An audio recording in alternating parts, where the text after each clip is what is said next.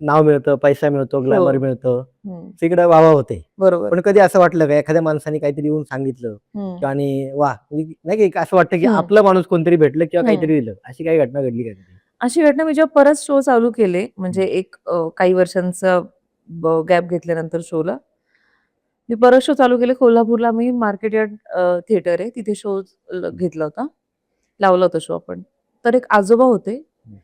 त्यांनी लग्न झालेली त्यांची एक मुलगी, तिला बोलवून घेतलं होतं आणि तिला सांगितलं होतं, की दीप्ती कार्यक्रम परत चालू झालेला आहे बरं, बरं, बरं. आणि मला तो बघायचा आहे. हां, हां. तर त्यांचा नातू, मुलगी, जावई वाह, वाह! म्हणजे मुलगी आणि जावई, नातू त्यांना घेऊन आले होते आणि ते खूप वयस्कर माझ्याकडे असे फुटेज आहेत त्यांचे हां, हां. आणि ते येऊन मला भेटले होते नवरा-बायको वडिलांना घेऊन आले होते. ते म्हटले, की "बाबांना आमच्या तुमचा कार्यक्रम बघायचा होता." हं, हं. म्हणून आम्ही दोघं जण दुसऱ्या गावाला असतात ते दोघं जण. म्हणजे ती सासरवाडी दुसऱ्या गावाची. अच्छा. हां.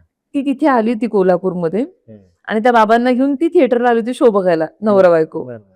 की नाही माझ्या बाबांना कार्यक्रम बघायचा होता. जावई सांगत होते आणि आमच्या सासरेबुवांना कार्यक्रम बघायचा होता तुमचा म्हणून आम्ही कार्यक्रमाला आलो.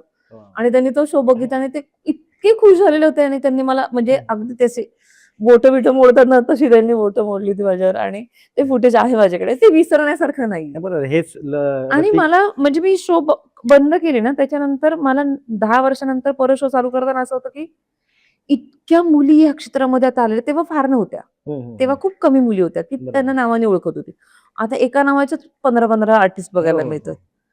तर मला असं प्रेशर होतं, की एवढ्या वर्षानंतर आपण होतोय, आपली ओळख ती असेल का? लोकं बरोबर आपल्याला आहे. ओळखतील का आता? पण ते पहिले 2 प्रयोग जे मी लावले ना, सांगली, कोल्हापूर, हं. तिथंच मला पावती मिळाली, नाही की बरोबर नाही तुमचं एक दीप्ती आवडीचं ठिकाण किंवा एक आवडता हो. प्रेक्षक असतो. आणि तो आहे आणि अजून एक पण. विश्वास असतो, की यार विश्वास हिचा आपण काही असतो. फसणार नाही किंवा बरोबर. हिचा आता आपला तसं विश्वास बघायला गेलं तर मिळेल. सोशल मीडियावर पण मला ते आता इतकी नाहीये मी. हं, हं, म्हणजे हं. आत्ताची जनरेशन खूप ॲक्टिव्ह असते ना, म्हणजे बरोबर, त्यांचं बरोबर. असं असतं, की माझ्या गुडघ्याला लागलं, मी फोटो काढला, टाकला, पटकन मला गुडघ्याला लागला आज परफॉर्मन्स करताना. इतके ॲक्टिव्ह असतात. नाही मी खूप तेवढे सोशल मीडियावर खोटं अजून होतं. ॲक्टिव्ह हां. नाहीये. पण माझं अजून सुद्धा माझे शो एवढे विकले जातात किंवा एवढं प्रेक्षक येतं, हं, हं, बुकिंग हं. चांगलं होतं. याच्या मागचं कारण हे, की तेव्हा मिळवलेलं नाव, तेव्हा केलेले कष्ट, त्याच्यावर मला अजूनही प्रेक्षक ओळखतात आणि काम मिळतं. हे बरोबर. खूप महत्वाचं आहे, की म्हणजे मी सोशल मीडियावर पण तेवढी ॲक्टिव्ह असले नाही. कारण का आत्ता मी बघते ना, तर सोशल मीडियावर ॲक्टिव्ह राहणं खूप गरजेचं आहे, कलाकार म्हणून. तेवढी मी नसून सुद्धा मला काम तेवढं मिळतं. त्याच्यामुळे माझी थोडी अजून जबाबदारी वाढते, की मला सोशल मीडियावर थोडं अजून नाही, नाही यायला पाहिजे. यायला पाहिजे.